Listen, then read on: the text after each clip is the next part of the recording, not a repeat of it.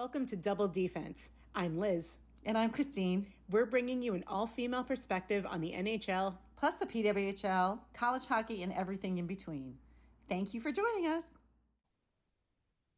Well, hi, Christine. Well, hi. Happy Sunday. How are you doing? How's today? Sunday, it's beautiful Sunday here in Southern California. The Rangers are on a 4-game win streak, which both delights and confuses me at the same time, and we will get into that. Yes. And it sounds like UNLV also had a big win in hockey, so I feel like this is a great day.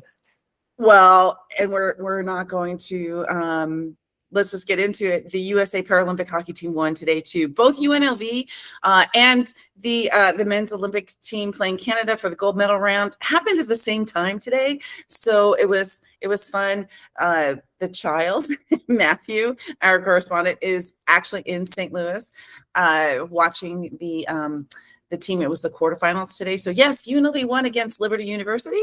Good for them. And they move on to the semifinals. So we'll keep posting, that. So you'll see that in our stories as they won last year. So it's a fun thing to watch. And yeah, this morning, it was an early game for Milan and the men's team, but it was fun to get up and watch. I was up. So it was a fun game to watch. These guys, I think it was the first time I really watched a whole full game. I don't know if you had a chance to catch it.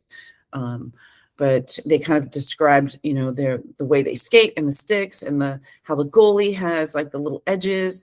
It was really fun. They kind of went into the detail of it, and they're superb athletes. It's just all upper body strength. It's absolutely incredible to watch. It really is. And it's like a very similar sport, but different in a lot of ways. It is really interesting. So they're using 2 sticks, right?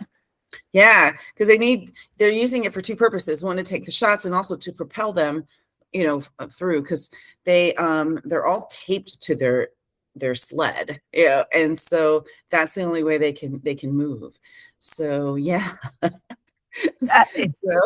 And watching them get penalties on slashing and stuff, I was like, they're just in there, they gotta hit some like slash. So it was kind of fun to watch. But is there any fighting? There were a couple hard hits that I watched. I didn't see any fighting at all in the game. I'm sure there's frustration, but I don't know how accomplished you can be fighting when you're kind of strapped to something. And I would be more worried about the sticks because they all have the little ridges on them to kind of, put them through. Even the goalie glove has spikes on it so that, he can move around and be able to move and utilize the gloves to stop the puck at the same time. So fascinating to kind of really watch a whole full game. So props to everybody who's already into it. We're catching up, and it was super fun. And they also did a video out, which I really liked. I think I shared it. I think I reposted it. So where they kind of went out and they all got this far, and I liked seeing this with this team. They all got this far, but they did it with other people's help. So it was like they were there to play for their parents, their wives, their friends, their family, everyone who supported them through their whole journey to get to where they were. So again, another U.S. Canadian matchup. It's USA's, believe it's a 5th time winning the gold. So a lot of fun. And of course, the trifecta of USA winning gold in hockey kind of closed today as well, because the women started it and the men finished it. And it's really incredible. The U.S. has had such a good run. And I did see on Twitter earlier today, I think Team USA had posted seeded rivalry for the game, which is so epically great. Still on our story. So good. So good. Like crazy props to them for just absolutely embracing that is amazing. I love it too, and it's still on our story for a little bit longer, I believe. So yes, that was great, perfectly appropriate for that. And again, they were amazing, and they did it. I think they were throughout the Olympic run, they were getting hat tricks every game. Today they got a hat trick too, or one guy scored 4 goals, Wallace, I think. So again, super fun to watch. Congratulations to the team. They'll be looking to celebrate for quite some time as the Olympics fully begins to close down.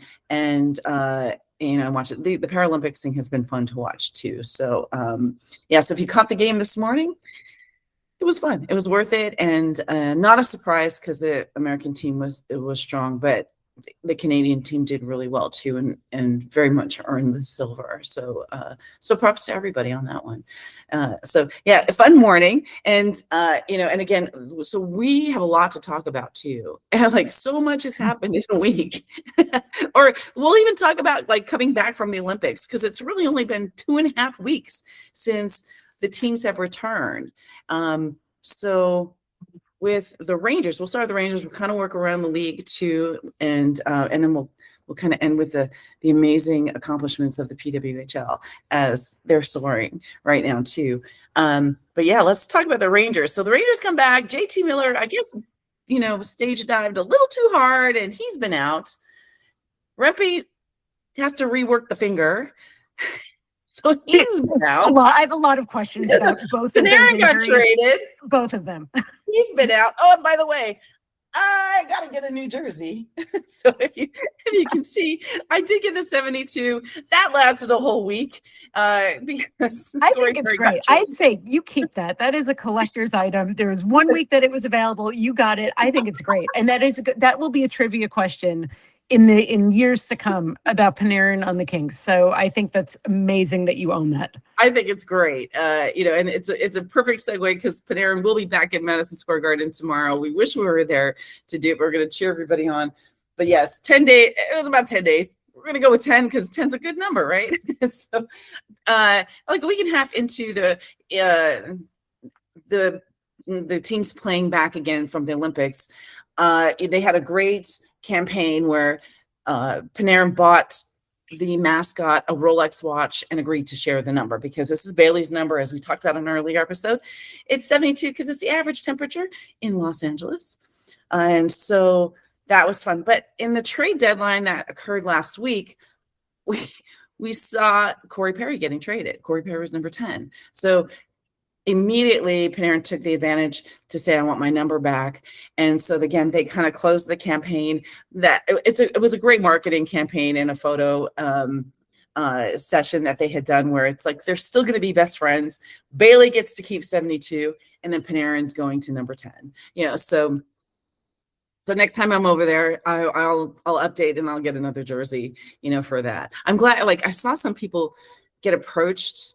There's some videos on the Kings page where they were approaching Ranger fans that had Panarin's jersey on and asking if they wanted to trade their jersey for the 72.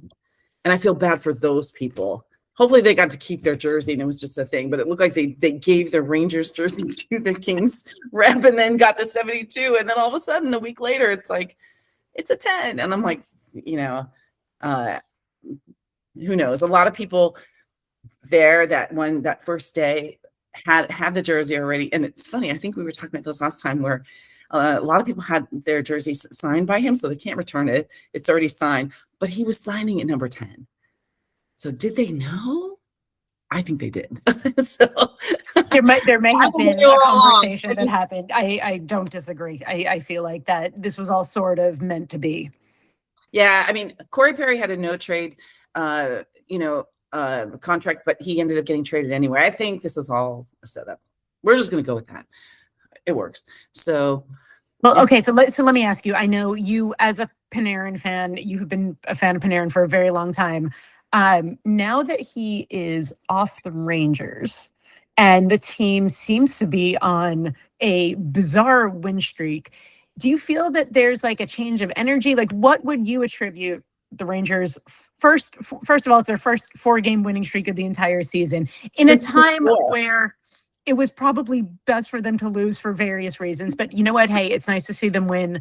It's nice to see the young guys get some time on the ice and do really well. We're watching Lafreniere have a spectacular comeback. I mean, we could do a whole separate episode on that. But what do you attribute this to? And do you think Panarin's energy changed something? I think so. We're seeing this all over social media, a couple things, right? So we're seeing we're seeing the injury, so again, with Miller and Rempe out and Panarin being traded, I don't think it's just one thing. And so I'm seeing that, all across social media, people are like, who knew we didn't need Panarin, or was it going to be a good thing? But it's not the only thing that happened, right? We came back from the Olympics. All the pressure was off. I've been saying it since the beginning of the season that I think everyone's been playing in a different way to make it best for them for the Olympics. The USA and Canada went into the Olympics knowing that they would, be strong enough to kind of get to the gold medal round. And these guys wanted medals. And that's what I'm thinking. It's just my opinion. And they all played a certain way. And we see that in the standings.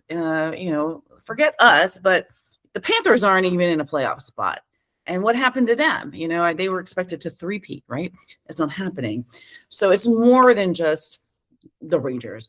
So you have a combination. And what I think is that with the removal of Panarin, with JT Miller being out, it forces Sullivan to play everybody else, like what we were yelling at in Florida 2 years ago, right?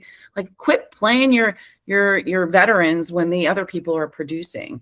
And right now, since we've only traded for draft picks, you have no choice but to play the young guys, and they're doing really, really well, and that's what I like it. So it's a good combination. I think these guys are like, oh, now's my shot, and they're getting ice time, they're getting the positioning, and it could be the freedom of not worrying about the playoffs too, that they're just like, let's just do it, and it's working. I know we were talking about. We were hanging out last night. You're like, they're not supposed to be winning right now.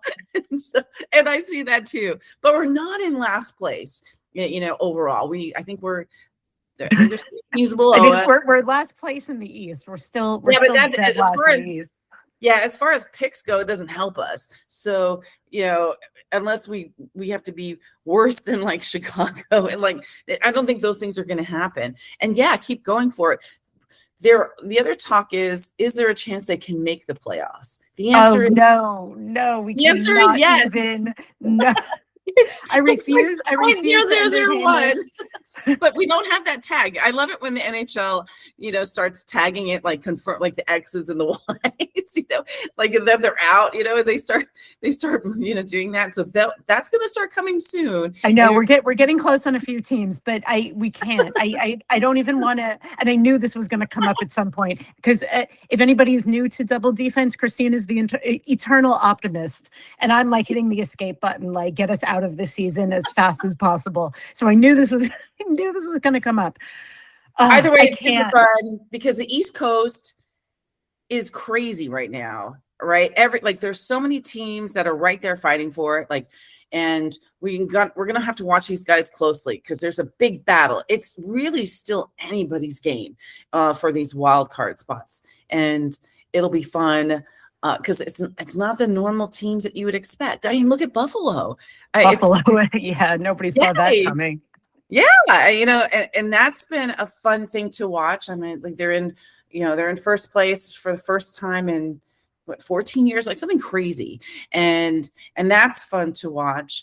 And then again, you have these like the Panthers, and the Capitals, like we're all at the bottom. We can bring them down, because my take is like, I'm like, if you can't beat them, take them out with you, in a way. I'm like, and not in the Wilson or the Gudis fashion, but I'm like, just take them out, do whatever you can.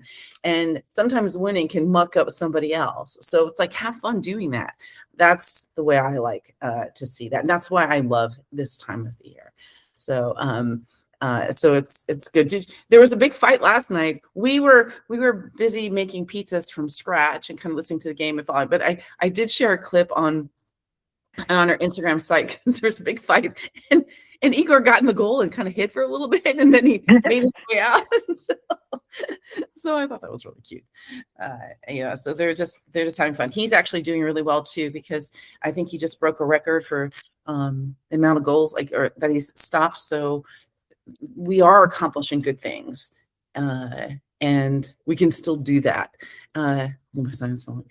The other thing too is this week too, we had a trifecta of amazing accomplishments. When you talked about Lafreniere, but Yep. all the guys we talked to this last season were like, Lafreniere needs to get traded. He's useless. He's the worst one. We got to get rid of him. We didn't get rid of him. He's still here. And guess what? He's doing stuff. So he had a hat trick the other night. Along on the same exact play, you had Mika hitting his 800th point, and you had Adam Fox hitting his 400th point. We still don't know where the puck is, or how that puck is going to get divided, or who's going to own it at the end of the day. It's kind of the question of the hour. We're working on it. It'll be fun to see. You mean like which player gets to take that milestone puck home to celebrate? Yeah, there has been an instance where it was a player who scored a goal and another one who got the assist on it, and both had milestones, and they actually cut the puck in half and took a half home.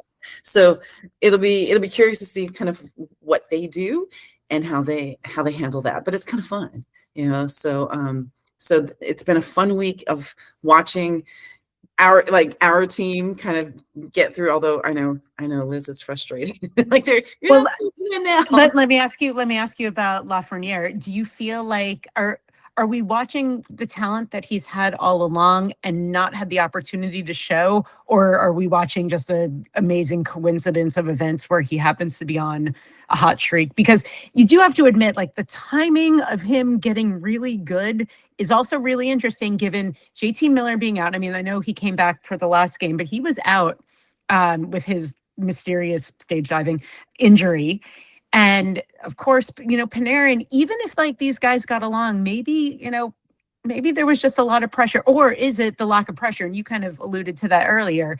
Is it now that like nobody thinks they're going to make the playoffs, now they can relax and actually for once have a good time and maybe enjoy themselves playing hockey? So what do you think it is if you had to choose why Lafreniere is shining now? Well, being that I have a degree in mathematics, it's a formula, I think. And so I don't think you can pinpoint one thing. I think it's a combination of a couple things. And that's what hockey is. So not only are we looking at like, it's a good day, it's a good line, it's a good period, it's a good, shift, but it's also how the other teams are playing, right? I keep thinking about when we go back to the beginning of the season, how we played so well, but every goalie had their best performance ever against us, yeah, at Madison Square Garden. I'm like, what are you doing? So I'm texting Liz, and of course my series terrible, so all the goalies have new names. and it's like, yep. Like what the heck, and it doesn't mean that like the one team's bad or the other team's better. It's just, hey, they had a great performance that moment, that day. And we did everything we could. And we all saw that, and we all felt it, and we agreed with it. So I think I think with Panarin gone, Miller out, even like, and other people kind of having to share the ice, I'm seeing the guys getting more ice time than normal, where Panarin and Miller would have taken up an extra 5 or 10 minutes out of their, time. They're getting it. And the more time you're on the ice, the better you're going to do, and the more opportunities you're going to have. So I definitely think it's a combination. And, with those guys out, he's moving up the ladder a little bit, right? Everybody else, is younger than him, and now they're going to look up to him. And I think these guys are having fun with the younger guys, and you're watching everybody excel. So I think that's fun to watch. Now I know that they're moving things back with Miller, coming back, and we'll see how that goes. Tomorrow's going to be a really big test because they're playing the Kings. The Kings are like the West Coast. Kings are back at Madison Square Garden, so it'll be Panarin's first time back as a King. That'll be a great game. Yeah, it's funny. It's funny because they're winning too. And just think of like a week ago or right before the Olympics, we saw empty seats at Madison Square Garden. Everybody I know was like, I don't even want to go to any game anymore. And all of a sudden it was like, oh, they won, because we've only lost one game in regulation since the return from the Olympics. We've lost a couple in overtime, but I mean, that's amazing. I think we wanted to see this all along, but hey, we're seeing it now. So enjoy it while we have it. And hopefully we're going to see a nice precursor to what can be for the next season. I don't want to see a retool that's going to, last until I retire. So I want it to be quick and them to do well. Yeah, So, and the other thing, I have to be honest, part of the reason that it sort of like hurts to see them do well right now, and I know as a fan, like what a terrible thing to say, but I'm going to say it anyway because we're all about the hot takes and we share our opinions. I feel like the more they win, the more Chris Drury's going to get praised as like some genius who accomplished the retool without getting, he got rid of Panarin, but he held on to Trocheck and he made these like tiny little moves. And then all of a sudden the team starts winning and he looks really good. Meanwhile, he actually has not been good for this team at all. And this is just going to go into like the reasons to keep him. And that's what I'm nervous about. I'm less nervous about like, them coming close to making the playoffs and not making it like whatever. But at the end of the day, Drury's going to look good and I don't want him to look good. I've already seen a lot of the posts about like praising him, but half of them are jokes, right? So, I'm in the mode now of doing like, this is a stupid post. There was one about nepotism because Sherry's on the team, and I'm like, how stupid is this? The guy, like whoever posted it's like, nepotism has no business in this industry. I'm like, so you don't play the guy, like it's so dumb. And so, and again, I think everybody wants to trash a team because I think they want them to they want them to lose to get more draft picks. But then they keep winning. So in a way, I kind of like that the team is proving everybody wrong. Yes, I agree. Drury, might take credit. I have a feeling more like Dolan's going to give him credit for it, which is even more annoying. Yes, exactly. He's going to get like, I didn't do anything. It's the same thing like right after like the letter 2.0 went out, like they went on to like the Winter Classic and then like had a great game and then they were like, oh, never mind, he's such a genius. But no, don't fall for this. It's good PR. Yeah, we have to kind of get past that. It is going to annoy us, but we have to get past it because I think what I also think is now I can see where it's a coaching thing. Again, before the Olympics, I think it was a bigger deal because they wanted to save the people for the Olympics. I mean, even don't forget, Sullivan was going to Olympics too. He wanted a good, healthy team. So all of that messed up everybody. And now that they don't have any of that coming back, you're seeing these guys really playing in a better form for how you kind of wanted them to see before. So that's where I kind of see the difference. And I kind of wish they would have played that way before. That was a little selfishness going on individually with players around the league. Because again, they wanted the medal. But now they're all back. They're all scrambling. We are seeing, we're all seeing the physicality starting to come up, and we're seeing injuries. So you had Matthews being out, being taken out by Gudis, who also took Sidney Crosby out during the Olympics. He's currently serving a 5-game suspension, which is not good. Everybody thinks that there should have been more. We can go into that in a later episode about like the way things used to be for this, the player committee and how they looked at things like that, because I think they get away with a lot of stuff that they shouldn't, and a lot of people have the same opinion too. It's quite sad, and we'll see. But yeah, like I love that everyone's playing up to the pitch. I think I was texting you. I'm like, every time Lafreniere gets a point, some guy's out there crying because they wanted him traded, and I love every second of it. So keep going, Laffy. We love it. Get more hat tricks. Have a time of your life. You're doing well. But I think he just has more freedom, and that's what we see when they traded Kako and when they traded Trouba and Kreider. Now that you see how they're playing with more freedom, how much better they're doing, I'm seeing that with this team now. How long it lasts, I don't know. Yeah, I know. Well, I mean, tomorrow will be very interesting if they can go into MSG playing against Panarin and still hang on to a win with Miller back in the lineup. Do we know when Rempe's finger is going to get better? Like, what a weird injury. And we talked about this months ago when he first got his like thumb injury, how weird this was. So I don't know. This all feels a little odd that he's been out this long. Yeah, and he didn't have a lot of ice time anyway, so And everyone right now is performing really well. Even like Edstrom, it's good to see like Edstrom's had 2 seasons of being out for quite some time with injuries. So it's good to see him back. And and you got the new guys playing. Everyone's doing really well. Yeah. So it's like you kind of just don't want to ruin the chemistry. It's like, Miller can Yeah, stay out exactly. and the other, again, I think tomorrow's going to be really pivotal because I think it's going to be challenging. Panarin's been doing great. He's played 9 games.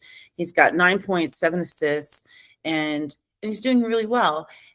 And with the remaining games that the Rangers have, and this is where I would say there's hope. This is something, it's fun at least. They only are playing one.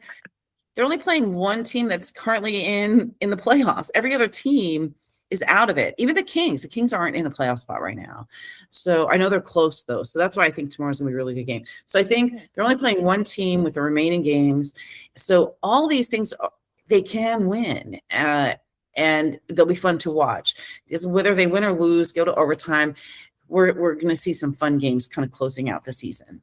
So, we're getting into good stuff, not just the Rangers, but all the other teams too. So the Kings are going to be fun, as we are now kind of pseudo fans of the local teams.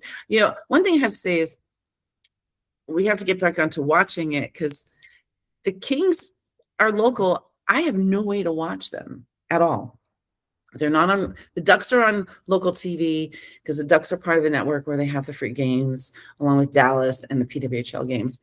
But the Kings are not, and they're like, you have to have another package for watching them, or on different apps. They're blocked out on my apps. I was thinking of you because there was a big survey done this week for sports fans, and everybody, it was 98% of sports fans polled have trouble figuring out how to watch and where to watch their teams play. It was an exceptionally high amount. I think everybody's struggling with this right now, especially when you see, games divided among so many different platforms. And then as fans who are either living, there's challenges like following teams that are in our region and also not in our region. So again, that's a big part of the reason that I'm so gung-ho on the Ducks this year. I love Victory Plus. I love what they're doing. And my Ducks are in second place in the Pacific. They're battling it back and forth with the Golden Knights for first place in the Pacific. So that's a really tight race. And you're right. The Kings, the Kraken, the Mammoth, and the Sharks are all the ones pretty much vying for those 2 wild cards in the West. Right, and the Sharks are going through a slump, so keep an eye on those guys. Or is it that's the Sharks, right? So, so we're kind of following all these teams. Yeah, it's just heating up. So it'll be fun to watch. I'm going to start watching these games that really do matter because they're more fun, and we'll see how heated and how physical these get because we're slowly coming up to just a few more games left, and we'll see who survives. The Ducks are exciting because they're local. They haven't made the playoff in years. They've always been at the bottom. So their trades have done them well. I think with this last trade deadline, the guy that they got was pretty much the one good trade. I'm like, I think the trade deadline yielded just weirdness, for some things. And there wasn't a whole lot of big moves, were there? No. So they're and there's still some wheeling and dealing going on right now, and we're kind of trying to keep that on follow. Some people are getting re-signed, the young kids are getting signed up, so there's still things going on. So we're going to continue to see that. I think right now it's good. Everyone's in their place. We didn't trade for anybody. We have a lot of draft picks. The draft is in June. We're going to see what happens there, and we'll see what it's going to bring for us for next season. So just everyone have your gummies, drink your wine, have a beer, just enjoy the rest of the ride, and who knows, right? So we have that. So what else is going around on the league? There's been so much stuff this week, right? We have what else? Oh, Kopitar. We can't forget about Ante Kopitar, right? So he scored 2 goals in his last game, and moved up into first place as all-time points leader for the Kings, and congratulations to him. He is on his little farewell tour. Every team, if you're not seeing this, is taking the time after the game. You guys will be able to enjoy that tomorrow at Madison Square Garden, where they're taking the time to give him handshakes and thank him for everything he's done in the NHL. And so congratulations on hitting that milestone. And beating Marcel Dion. So and Luc Robitaille and Dave Taylor and even Wayne Gretzky. So he's going out on a high note, and it's wonderful to kind of see that too. So so amazing things for him too. We talked about Matthews being out because of Gudas. So I'm like, just when you start to like a local team, one team comes and just mucks it all up. And I'm like, get rid of it. You got to feel for the Maple Leafs fans. We were interviewing, Jane and Sarah last week, and that's a tough road. That is a tough team to be a fan of. It just feels like there's always something that is haunting the Maple Leafs. The worst part is they won't be able to retaliate till next year. So, we've seen this with our team where we got to retaliate 2 days later, when we had the big Capitals, thing with Buchenvich and Tom Wilson. But that'll be interesting because they do hold grudges. They do, have an honor thing, and they have to do it. So, that'll be a game to watch next season when they meet up again. Yeah, Gudas is dirty like that. He was dirty in Florida, and he's been dirty here. So not a fan. And he was also trying to promote something with his daughter and playing, I'm like, oh, and then he goes out and takes somebody out for the season, with a dirty hit. So so he's in timeout for 5 games and feeling shame, hopefully a lot of it. But he'll be back. And so we'll see how they're doing. We're also kind of watching the continued watch of the young players, so you have Gauthier on the Ducks. You have, you of course have Macklin Celebrini, and you have Matthew Schaefer, Islanders are doing really well. These 3 kids are hitting milestones every single day and battling for each other for things. So they're all doing amazing. I want to continue to see how they shine and where they go and how they kind of close out their first seasons with the NHL. So really, really fun to watch. So that's going to heat up too. All right. DraftKings Sportsbook, an official sports betting partner of the NHL, is built for the fastest game on ice. With player props and live betting, every shift, every shot, every save gives you the options to get in on the game with DraftKings Sportsbook. And with 15 to 20 games left in the regular season and so many teams vying for the wild card spot, now's the time to get in on the action. New customers bet just $5, and if your bet wins, you'll get $300 in bonus bets instantly. Download the DraftKings Sportsbook app and use code XXX. That's code XXX to turn $5 into $300 in bonus bets if your bet wins. In partnership with DraftKings, the crown is yours. Gambling problem? Call 1-800-GAMBLER. In New York, call 877-8-HOPE-NY or text HOPE-NY. Connecticut, call 888-789-7777 or visit ccpg.org. On behalf of Boot Hill Casino in Kansas, wager tax pass-through may apply in Illinois, 21 plus in most states, void in Ontario, restrictions apply. Bet must win to receive bonus bets, which expire in 7 days. Minimum odds required. For additional terms and responsible gaming resources, see dkng.co/audio. Limited time offer. Copyright 2026 NHL. All rights reserved. And now, the other thing too is the PWHL. So we are 2 weeks away from. I will be in New York in a few weeks. We are going to the doubleheader. Matthew's going to come with me.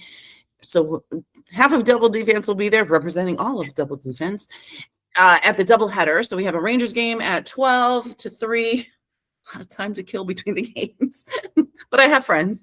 And then we'll have the Sirens game at 8 o'clock. So it'll be the first time that they're playing in Madison Square Garden. And that game is officially sold out, isn't it? It is officially sold out. You have to give some props to the PWHL. That is really exciting to sell at Madison Square Garden for a women's hockey game. That is so awesome. So one thing to note is it was, I want to say 70, 80% sold out prior to the Olympics. And the Olympics has just done a great push to really top everything off, so to speak, and we're seeing more sellout games everywhere. There was a takeover tour, a game today. Everything's sold out. It's really super fun to watch. It's Women's History Month. We want women to shine every day of the year, but we really want to highlight them in this month a little bit more so. And they're just doing an amazing job. It's going to be very exciting to see how many people and what groups of people are going to show up. It's not women only, like so many men. The people I have seen randomly in the wild wearing PWHL shirts are men. So I love seeing all of that. So I'll be taking all the notes, running some stats in my head as we explore that and see how that goes. So, and that's just opening it up. Again, they do takeover tours. There's been a lot of talk about like, why can't there be a PWHL team in LA? Why can't the Kings do that? I'm like, it's not up to the Kings. And when you watch these takeover tours, they're usually in places where they're really scoping out the audience. And, it has to be where they can travel to, where they can play, so they are kind of looking in markets where there's already existing arenas and a fan base too, and starting there. So we are looking at another expansion. I mean, we're only 3 years into this and we've added 2 new teams. So it just gets more and more exciting. The women are doing amazing and their spots are close, and they're playing, for their title too. They're just about a week or so behind, their trade deadline just is either coming up. Oh, I think it's the end of the month. And so their trade deadline's coming up. They got a couple people out on injuries as well. So they're dealing with that. And then we're going to start looking for them to kind of ride at home with the playoff streak. And again, theirs is a different format. We'll go into it later as it gets closer, because that one's more fun. Because the minute you're out of the playoffs, it's in your best interest to win, so you get a better draft pick. I love that. That's personally, it's one of my favorite things about the PWHL is the way that they structure their playoff and like pre-playoff run. And I also want to mention the PWHL has the first linear television game coming up on March 28th, which is really exciting. So if you're in the US, you've been able to watch the PWHL on YouTube, and some, I think MSG covers the games. There's a couple of regional carriers that have it, but there's a first national televised broadcast for the PWHL in the US, which is very exciting. It's going to be on ION, which reaches like over 120 million households. So this is big. This is big for the PWHL as it makes some big jumps into looking toward how to expand in future seasons. So we are definitely going to be watching that. It's really exciting. And a fun fact is that when that occurs, the PWHL will officially have more national broadcasts than any of the Canadian teams, because they have none. So, which I was like, I didn't know that. And so I thought that was a crazy fun fact, because the Canada teams they're not usually nationally broadcast in the United States on these things. So, so the other teams, the U.S. hockey teams have had national broadcasts, and none of the Canadian teams have. So the PWHL will officially jump over the Canadian NHL teams in their first live broadcast. So again, very exciting. And another fun thing too that everybody's been seeing is that the Torrent did a sports bra toss. And I love that. Was it the bras that people were wearing, or did they bring extra bras? I have questions. I have many questions that need answers. There should be trends. I mean, if there were, the men are like, hey, I should have gone to that game. I should have paid more attention. It's freeing both ways. I mean, I think it's whatever you feel like doing. The fun thing is, it's not the first time, right? It's the second time a bra toss has occurred. Last year, it was the Scepters that did it. And fun fact was that last year when they did it, they raised $60,000 for women's shelters. This year with the bra toss at the Torrent, I think they calculated over 1,300 sports bras. So, and I think they were kind of selling them in line with an organization, for girls that was there too. So it benefited them. And they have a story about how, it's hard to find these things for some of these girls and what they're playing and in sports and making sure they have the right things. So it's going to help young women and girls, to kind of get, more of the things that they need. So look, the guys have been doing it on the, AHL side, doing teddy bear tosses. And it's such a fun thing that, it's fun to watch. Bras don't fly as far as stuffed animals. So I think that I guess if you slingshot them, you can do a little like boing. I did think they can get some airtime. So we went to a teddy bear toss for the Ontario Reign, and I got hit by like 5 or 6 bears. So I can't imagine how many people got hit with bras and then had to throw them and hit somebody else with a bra. There should be a little video journey of like the bra from the hand to the ice. That's absolutely amazing.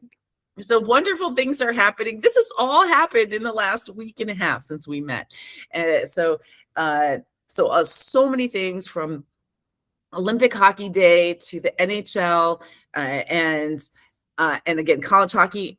Props to UNLV again for being amazing and winning today's game. And good luck on your the semifinal round, which is tomorrow, and your journey, to winning the finals again this year. They did win last year, and so we're going to keep an eye on that. And then, of course, the women's everything. So we'll be in New York in a couple of weeks, going and hitting some games. We'll put out the word when we're there, if in case anyone else is going. We'd love to meet up with you, and of course we'll follow along with everything going on there, and we'll have meet before then, so we'll do another reminder on that, because if we had such a great week this week, what's going to happen this week? I know there's so much. Well, thank you, everybody. Have a great week. Bye, guys. Bye.